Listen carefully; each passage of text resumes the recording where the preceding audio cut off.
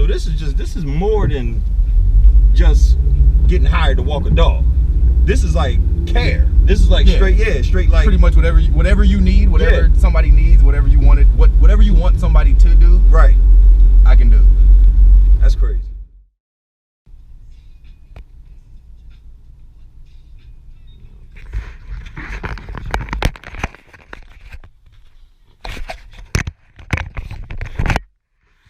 Each one reach one. Breaknorthfilms.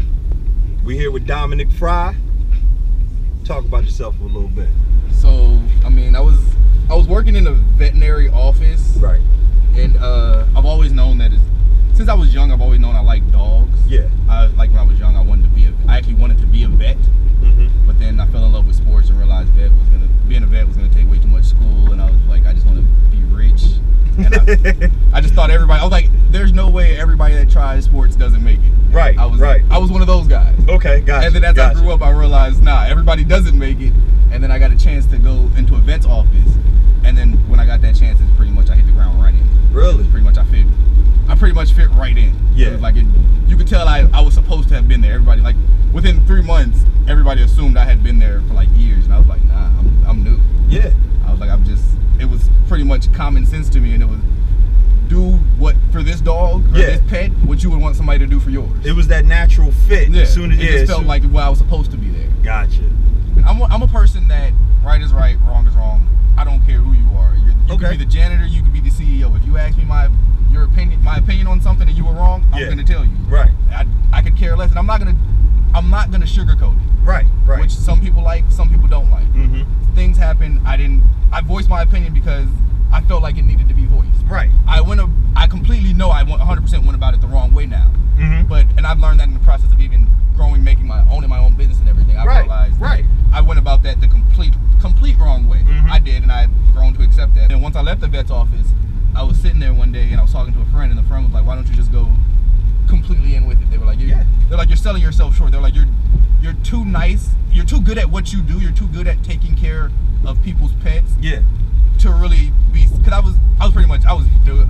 I was sulking. I was upset. Oh yeah. I hated the world, because I pretty much felt like I was LeBron of what I was doing at that moment in time. I felt like I was LeBron. So when I left there, I felt like when LeBron left Cleveland the first time, I felt like Cleveland. Gotcha. I was devastated. Like, I wish the world could have just ended, and I would have been perfectly okay with it. Right. As I started growing, and as I talked to the friend, and they were like, "Yeah, you should go out for your own business," and they're like, "You have the skills to it." They were like, "There's no reason not to." They're like, "You have the skills, you have friends, and you have clientele." There you go. And I was like, it pretty much made perfect sense. And they're like, at the end of the day, you really didn't like seeing pets distressed anyway. Right. Like you preferred being in the kennel area with them, playing and walking them half the time anyways. You just did everything else because that's what you were assigned to do. What you did on your own free time was you were back there throwing a ball around with them, standing in a cage, just sitting there. Yeah. And I was like, it's like it makes sense. And I've pretty much been out here on my own ever since. I still do other odd and end jobs to make ends meet every now and then. But for the most part, it's pretty much just my own business, and I love it. I wouldn't change it for anything. Let's talk about the creation of Ruff House. Why do you even call it Ruff House? I call it, well, I bounced around a different couple of names. Right. And then it was pretty much Ruff House was just the only one that stuck. And then, like, if you see the logo, there's a picture of me holding a dog. That's actually a real picture. Okay. That was a picture someone took at work while I was re-edited. We did some editing to the photo and everything, but I was actually doing work. I was holding the dog and I was filing papers at the same time, so I was actually working at work at the time. And then it was pretty much one of the guys, one of the names was like Ruff House, and then so me and the guy that designed it, Clinton Carroll, we were talking, and he sent me an idea, and I was like, yo, we're going with the name Ruff House. I was like, what if we take that picture and then put the word house in brick, and then put like a house over me and then dogs inside, because I'm always going to be taken care of. There you go. Like, I always got whatever you need inside, I can do it. Whatever you need outside, I can still do it. It doesn't really matter. See, I'm always interested in like the creative process with small business owners, like how they name their businesses and all. Like when I did Breaknorth, you know what I mean? Which, you know, it's kind of like older slang, but it means run. Okay, yeah. You know what I mean? And, you know, my whole philosophy behind it was like, your path in life is basically what I call your run. You know what I mean? And everybody has a path. Everybody has habits and things like that. And I kind of think like your habits form your path. So you got to formulate what your run is. You know what I mean? Like, all right, so you understand what I'm saying? I get what you're saying. You know? So I named it Break North because it was just simple. It was simple, hard, boom. You know what I mean? It means what you need it to mean. Right. You know what I mean? So, and even with Not Just Chicken, it started out as a cooking show. Okay. You know what I mean? So wait, who was the cook? No, we were going to people's homes. Oh, okay. And we were filming them cooking. You know, that was the draw. So people would contact us about, yo, I make a mean such and such. Okay. You know what I mean? That's pretty cool. Yeah, you know what I mean? Cool. So we would go and film them. And it was just called Not Just Chicken because we was, at the time it was 4 of us, and we were 4 brothers, and we didn't want that whole stereotype of, you know what I mean?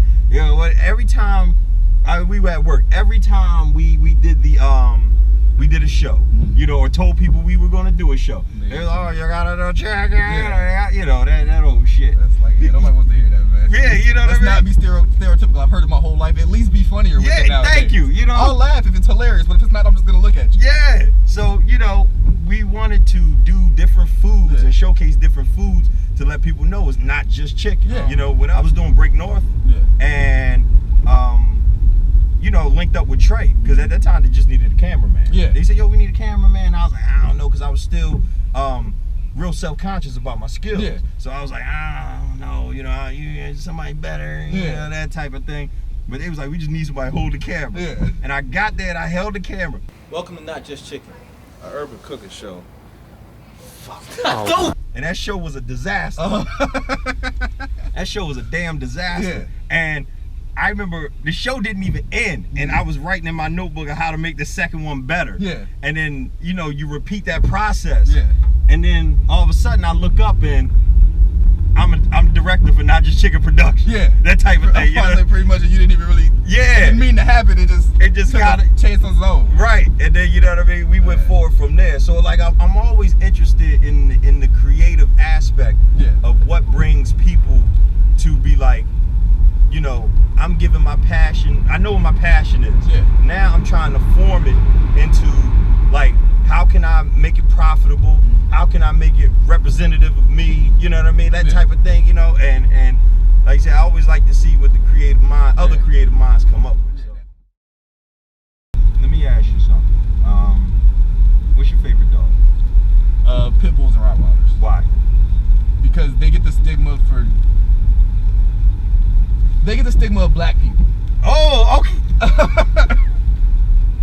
Unfortunately, they get the stigma of black people. Each one motherfucking reach one. Talk about it. They get the stigma of black people. They get the, you see, off rip, if somebody, you don't even have to, a black person doesn't have to be walking a pit bull. Talk about off rip, if a white person sees a pit bull, they're automatically scared.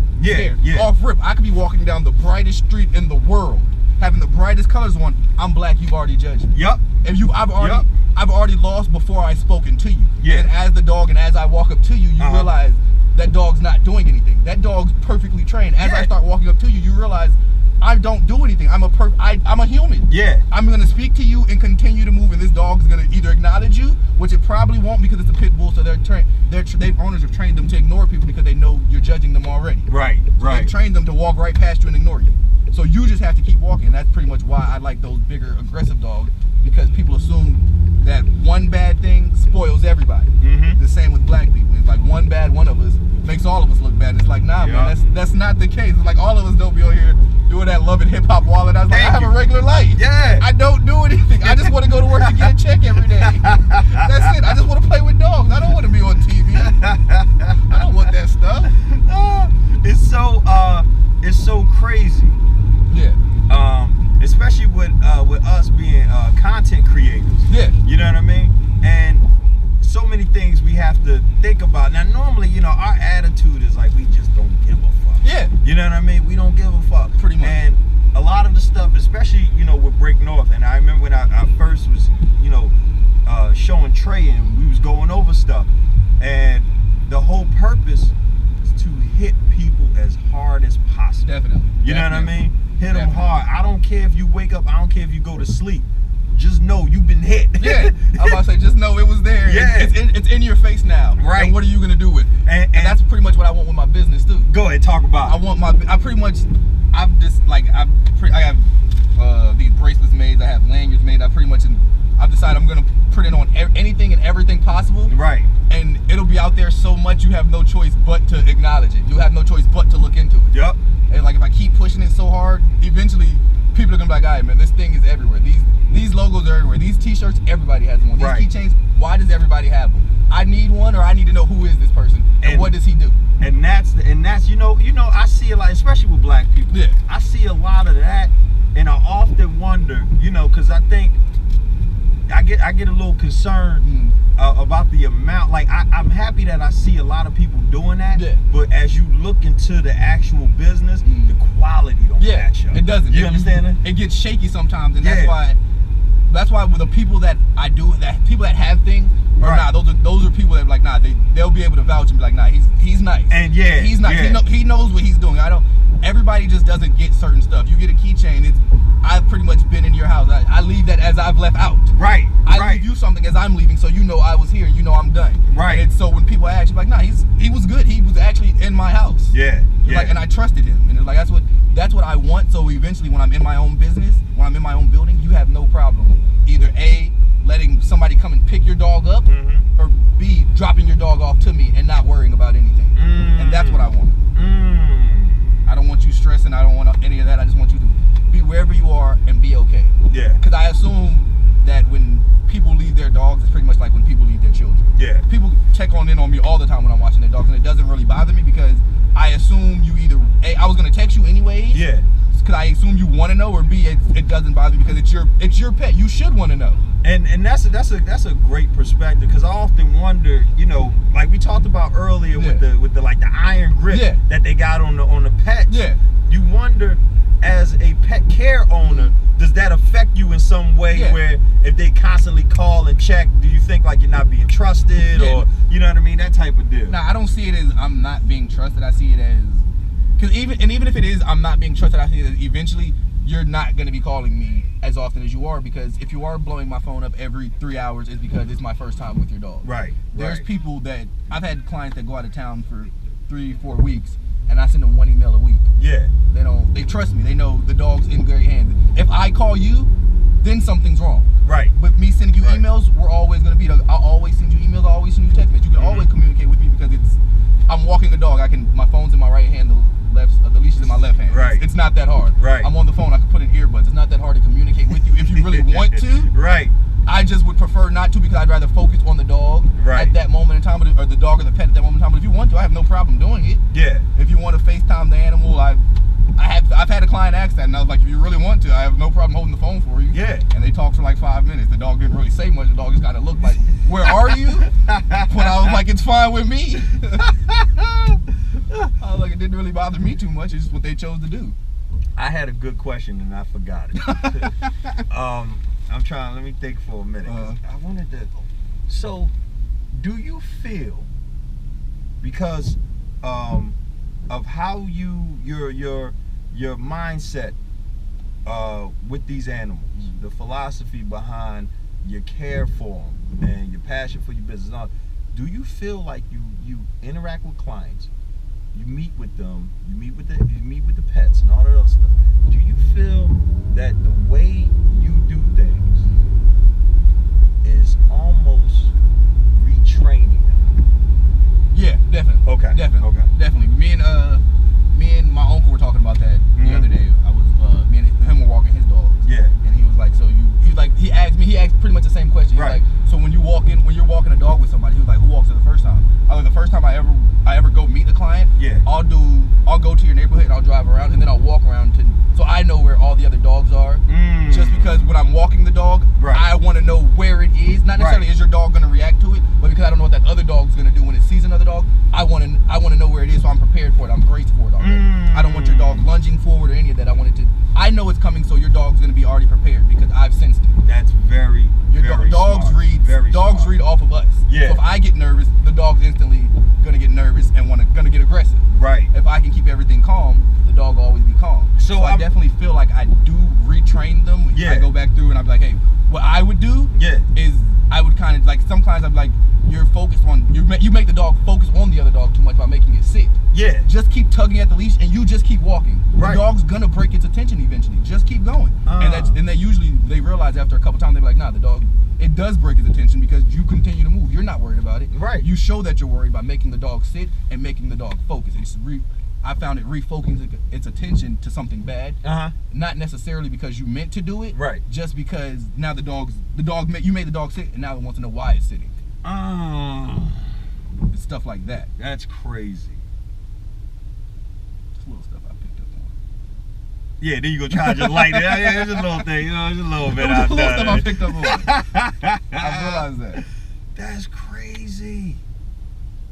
Because a lot of people. I ain't no pet, but I'm saying you meet people who pet owners that don't need to be pet. Yeah, you know what I mean? Definitely. You definitely. To those people are different than what those are just pet owners. Right. The people I assume are like that's a dog owner. Yeah. We'll call him a dog. There's dog owners, cat owners, horse owners. There's owners of the animal. Right. You just own the animal. You don't really take care and love it. Then you have pet owners. Pet owners, a pet is a companion. Okay. You care about that thing. Something happens to that thing, it hurts you. Yeah. That dog gets a hangnail, that dog's bleeding, you're like, hold on, why is that dog bleeding? Yeah. The dog outside is bleeding, you didn't notice it was bleeding because it was outside. Yeah. You know what I mean? That's what I see as one of the bigger differences too. And just owners in general. And then you can always I've learned that you can relate those back to the type of people too sometimes. Yeah.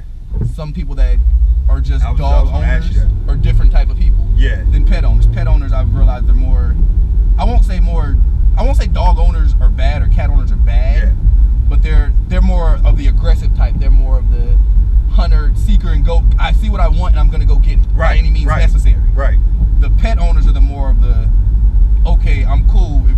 If I'm going to get to what I want, but if I have to take a different route to get there, I'm cool with it because I still got to what I wanted in the end game.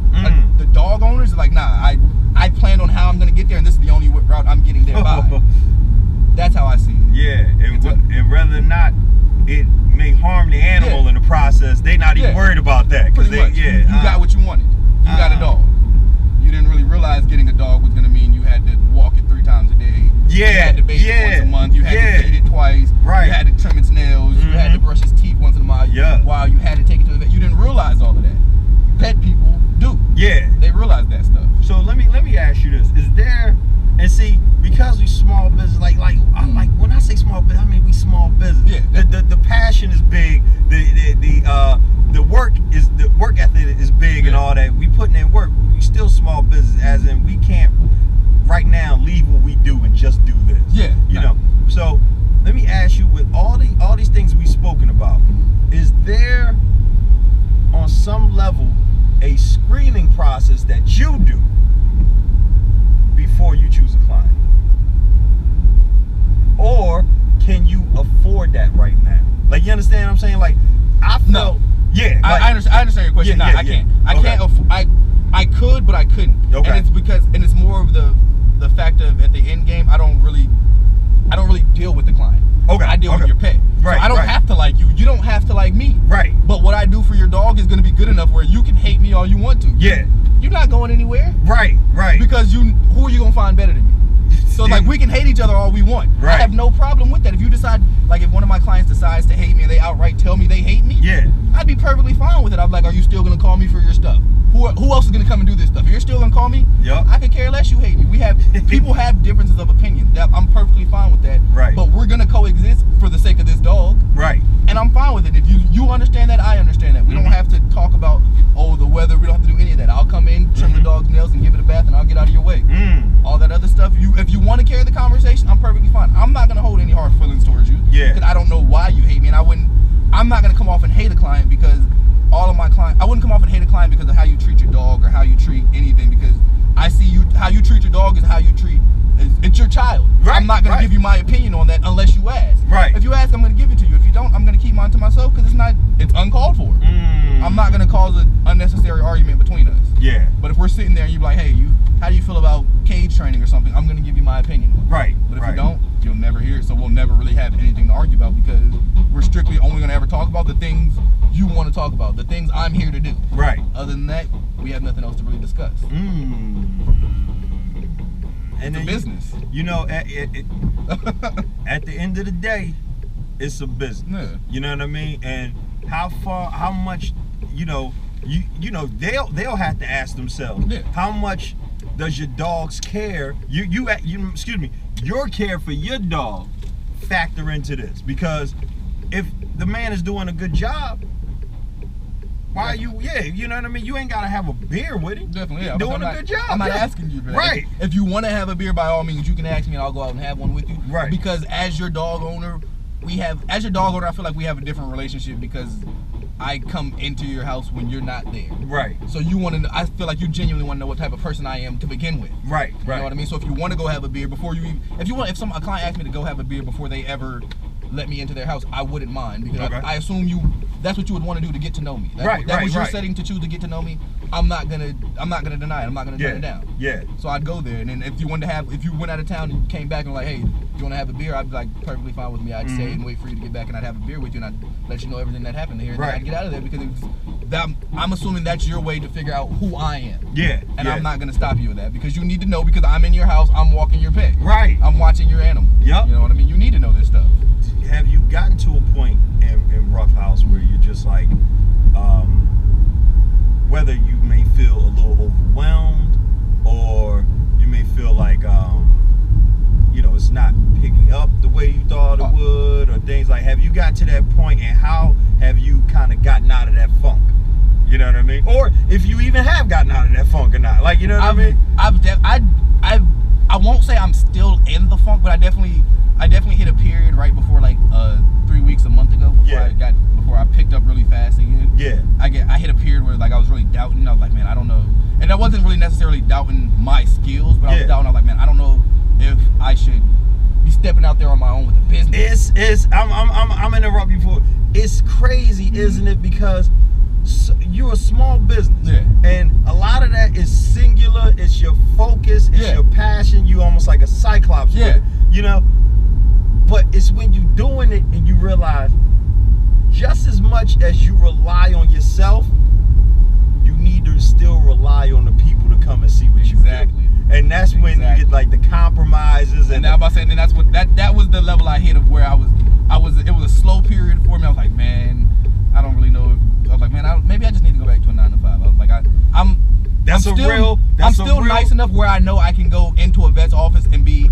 All you gotta do is give me a working interview. You give me a working interview, you're hiring me off of that working interview alone. So I know my work ethic is nice enough to get me somewhere. Yeah. But then I picked up, and after I picked up, I was walking. I was actually sitting on a hammock with one of the dogs. Yeah. I was looking at him. I was like, man, I was like, I can't go back into a building because then I deprive myself of this pleasure. Right. The pleasure of moving from dog to dog every day and just kicking it with them. Right. Just hanging out, chilling, walking you, petting you, throwing the ball, doing absolutely nothing. Right. But just being there, just sitting there with you because I enjoy that. Right. It doesn't bother me. And so when I came out of that doubt, and like now I'm still slowly coming out of it because I'm picking up business again. Yeah. But it was definitely a hard time for me because you pretty much, like you said, you pretty much just rely on yourself. Yeah. It's like I know how nice I am, but I got to get you to know how nice I am. Yeah. It's like I got to find and it's like I can put flyers up, I can put logos on my car, I can wear logos on my hat, I can do all this stuff I want to, but until you see me in action, until you hear me, until you hear enough people praise me, you're always gonna wonder. You'll be like, oh yeah, he may be nice, but you're not gonna come and see for yourself. Yeah. But once you get that right person, you got the friend who got a really mean dog or something, you be like, nah, he comes in and the dog doesn't really pay much attention to him. He can take the dog right out the door and the dog ignores us. Right. So the dog doesn't really notice difference. Then you're like, all right, now I need to figure out who this guy is. Yeah. And now that I've realized that's where I'm at, I've gotten better at just dealing and being more positive and just being like, yo, eventually somebody's gonna come. Eventually somebody that right word of mouth is gonna spread, and then everybody's gonna know, and then it's gonna just be, I'm gonna have to have another phone or something, or I'm gonna be in a business. I'm gonna be in a building faster than I expected because people that care about their dogs, they come in flocks. They don't come just by the ones, they come by the dozens. And because you start telling people, it's the exact same thing with children. Yeah.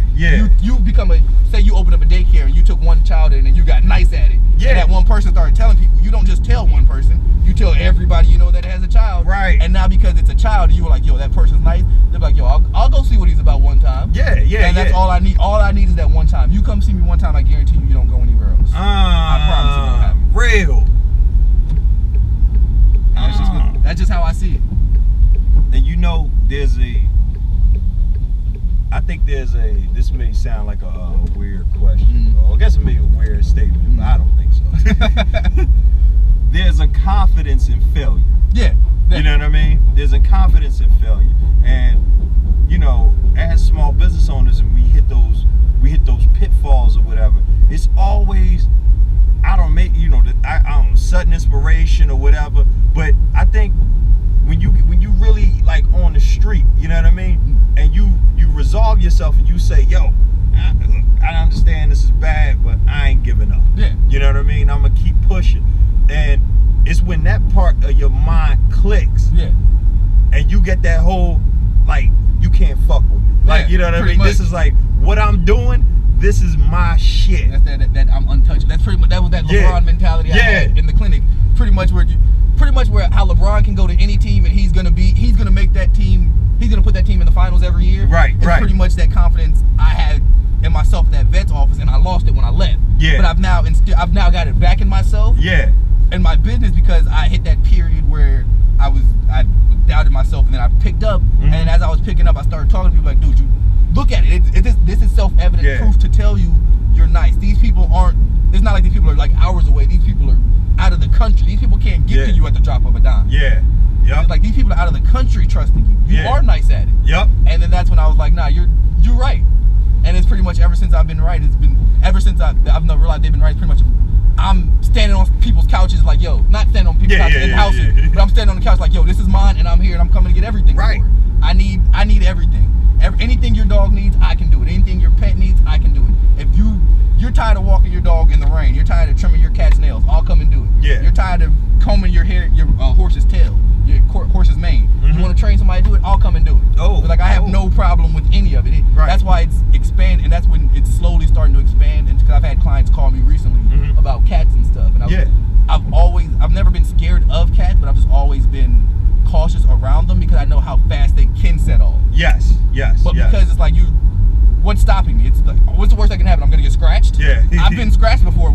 I think being scratched by a cat may be a little bit worse than being bit by a dog. Yeah. You know what I mean? I'm still kind of tripping about the whole retraining them. You know what I mean? Like that's still, because it makes perfect sense. You don't know what you're getting into, and what you learn through the pet. Yeah. You know what I mean? I can, like, even if I can tell when owners don't make I can tell, like walking a dog, I can tell if you make the dog sit when we hit that crosswalk right there. Right. Because the dog's gonna do it on its own without me really telling it to. I have clients that they make their dog sit, so when we get there, he slows, when we start hitting there, he'll slow up. He's like, I'm normally supposed to sit here. What are you gonna do? Are you gonna stop and make me sit, or are you gonna continue to walk? And I had those certain clients that like, nah, the dog will just keep going, and I can tell those are the ones that like, nah, you guys are either A, don't walk past crosswalks, or you just stay on the straight path, and even if you do, the dog usually just pulls you, and the dog determines where you're gonna go, and it's like, nah, man, I'm not gonna let an 80-pound dog pull me. I'm not gonna let a 5-pound dog pull me. You're gonna do what I need you to do. I need you to walk this way, and so it's like if I have to train the dog to walk this way, I now have to train the owner to teach the dog to walk this way, so everybody's on the same path. Do you get complaints where they say the dog acts differently? Nah. Okay. I've never actually. When I got real hectic, I had a dog, a husky at my house. Yeah. And they actually said when the owner picked him up, they're actually like, we think when he got in the car, he was whining because he missed you. They're like, we're not really sure why he was whining. We're like, we think he misses you. And he's just been. I actually ended up because the next morning I actually ended up texting them that I missed. I was like, I would wake up, I would walk him, and I would go walk all the other dogs, and I would come back, and he'd be sitting there like, man, where have you been? So I'd take him out again. Yeah. And then we'd come back in before I start the whole shift over, my whole midday over again. We just pretty much be sitting there hanging out, or we'd be at the dog park just because it was. What else are you and I supposed to do? Wow. Like we're sitting here staring at each other like, well, I don't really want you staring at me. Yeah. And I assume you don't really want to be staring at me. So we would go out to like the dog park, or we would just go walk, or we would just get in the car and just go drive. Right. Just because like I assume you don't really want to be looking at me all day. Right. And I don't really want to be looking at you because I feel like we just look bored doing this. Right.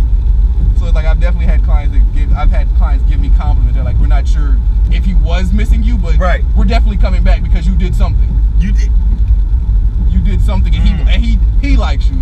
And as long as he likes you, we're cool with everything else. And you know, man, it's like, I know that feels good. Yeah, definitely.